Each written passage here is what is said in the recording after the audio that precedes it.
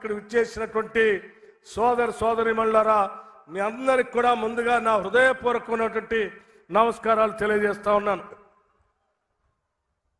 ఈరోజు ఈ రాష్ట్ర చరిత్రలో సువర్ణాక్షరాలతో లిఖించదగబడినటువంటి రోజుగా నేను భావిస్తా ఉన్నాను. కొట్లాడి తెచ్చుకున్న తెలంగాణ రాష్ట్రం 10 ఏళ్ల పాటు కొద్ది మంది చేతుల్లో బందీ అయి ప్రజలకి స్వేచ్ఛ లేకుండా, స్వాతంత్రం లేకుండా, హక్కులు లేకుండా ఉన్న వనరులన్నీ దోపిడీకి గురవుతా ఉంటే రాష్ట్ర కాంగ్రెస్ కమిటీ ఆలోచన చేసి ఆనాడు పిసిసి ప్రెసిడెంట్గా నియమించబడినటువంటి శ్రీమతి సోనియా గాంధీ గారు, రాహుల్ గాంధీ గారు ఆశీస్సులతో నియమించబడినటువంటి రేవంత్ రెడ్డి గారు ఇదే ఇంద్రవల్లి దగ్గర నుంచి ఆనాడు శంఖారావం పూరించడం జరిగింది. మేము వస్తాం, ప్రజల కష్టాలు తీరుస్తామని చెప్పి ఆనాడు ఇక్కడి నుంచే పిలిపివ్వటం జరిగింది. ఇక్కడ మొదలుపెట్టినటువంటి ఆనాటి పోరాట యాత్ర అంతిమంగా ఈ రాష్ట్రంలో జరిగినటువంటి సాధారణ ఎన్నికల్లో ఇందిరమ్మ రాజ్యానికి అశేషమైనటువంటి మీ అందరి ఆశీస్సులతో అపారమైనటువంటి మెజారిటీతో ఈరోజు ఇందిరమ్మ రాజ్యం ఈరోజు రాష్ట్రంలో ప్రజాప్రభుత్వం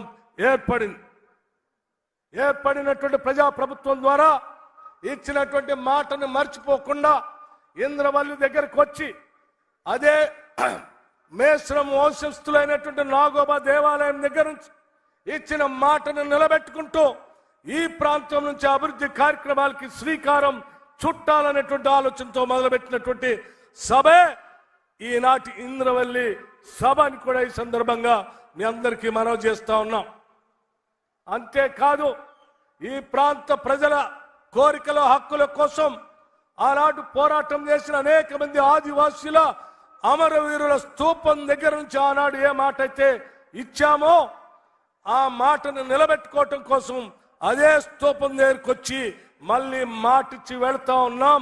ఈ రాష్ట్ర ప్రజల సంక్షేమం కోసమే ఈ రాష్ట్ర ప్రభుత్వం కట్టుబడి ఉంటుందని ఈ సందర్భంగా మీ అందరికీ మనవి చేస్తా ఉన్నాం. స్నేహితులారా, ఇదే ఇంద్రవల్లి ఆనాడు నేను సిఎల్పి నాయకుడిగా, ఆనాడు రాష్ట్ర కాంగ్రెస్ కమిటీ అధ్యక్షుడిగా రేవంత్ రెడ్డి గారు ఓ పక్కన సభలు, సమావేశాలు, భారీ బహిరంగ సభలు చేసుకుంటూ నేను ఇక్కడి నుంచి పాదయాత్ర మొదలుపెట్టాను. ఇదే ఇంద్రవల్లికి ఆనాడు ఈ పరిసర ప్రాంతాల్లో ఉన్నటువంటి అమాయకులైన అనేక మంది గోండు ప్రజల జీవితాల్లో మార్పు రావాలని జీవితం మొత్తం అంకితం చేసినటువంటి గద్దరన్న కూడా ఆనాడు పీపుల్స్ మార్చ్ కార్యక్రమంలో పాల్గొనటం, ఇదే స్తూపం దగ్గర మా అందరి చేత ప్రమాణం చేపించిన సంఘటన కూడా గుర్తు చేస్తా ఉన్నాను.